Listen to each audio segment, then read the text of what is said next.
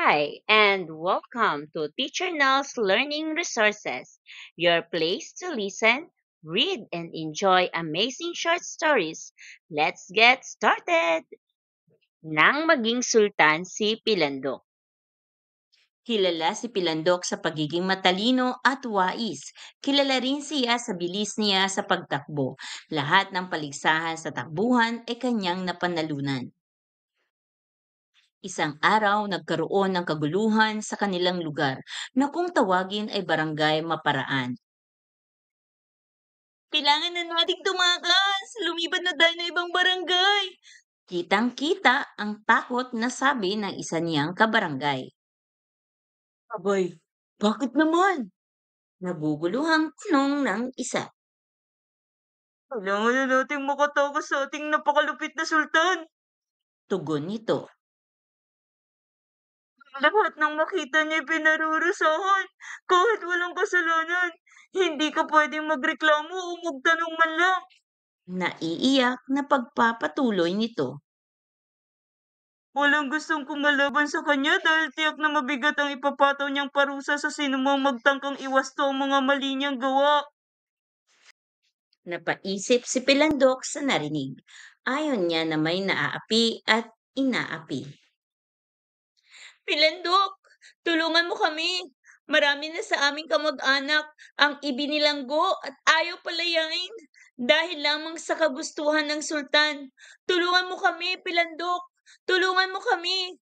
Ang umiiyak na sabi nito. Dahil sa habag, nangako si Pilandok na tutulungan niya ang mga ito. Hindi siya papayag na may inaapi at may nang aapi.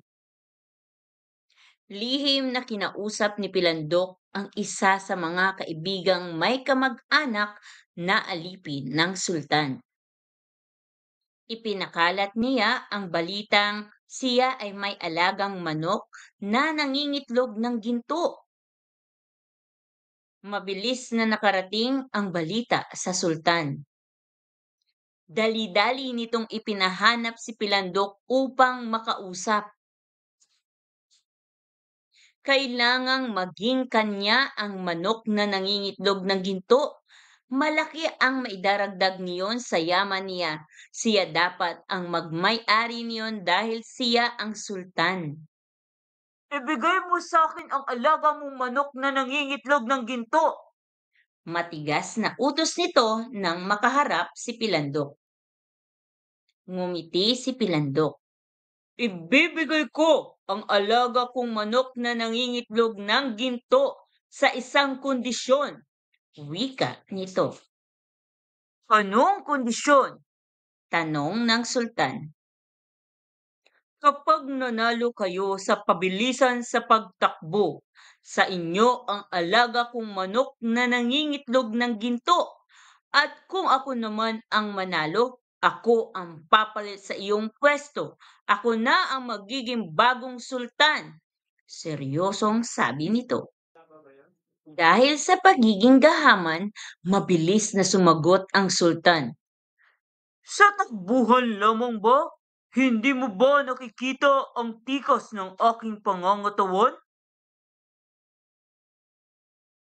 Tiyak akong wala kang ibubuga sa akin. Titiyakin kong ako ang mananalo sa labang ito. Nakangising sagot ng sultan. Inihanda ang paligsahan. Dala ni Pilandok ang alaga niyang manok na nangingitlog ng ginto sa kanyang pagtakbo. At dahil wala pang tumalo kay Pilandok sa bilis sa pagtakbo, naiwan niyang humihingal at pagod na pagod ang sultan. Narating ni Pilandok ang takdang lugar ng pagtatapos ng paligsahan. Siya ang nagwagi. Natalo niya ang sultan. Mabuhay si Pilandok! Sigaw ng mga tao sa pagwawagi ni Pilandok. Mabuhay ang ating bagong sultan! Palayain ang mga bilanggo!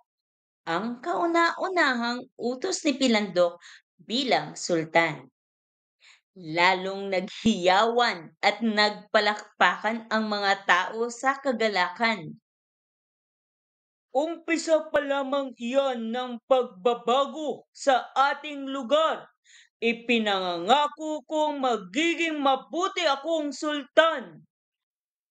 Kung sakaling nagmamalabis ako sa kapangyarihan o maghangad ng yaman, paalalahanan ninyo ako dahil ang nais ko'y kaayusan at isang pamayanang ang mga tao'y may pagkakasunduan. Wika ni Pilandok. Muling nagpalakpakan ang mga tao at naghiyawan ng, "Mabuhay! Mabuhay ang ating bagong sultan!"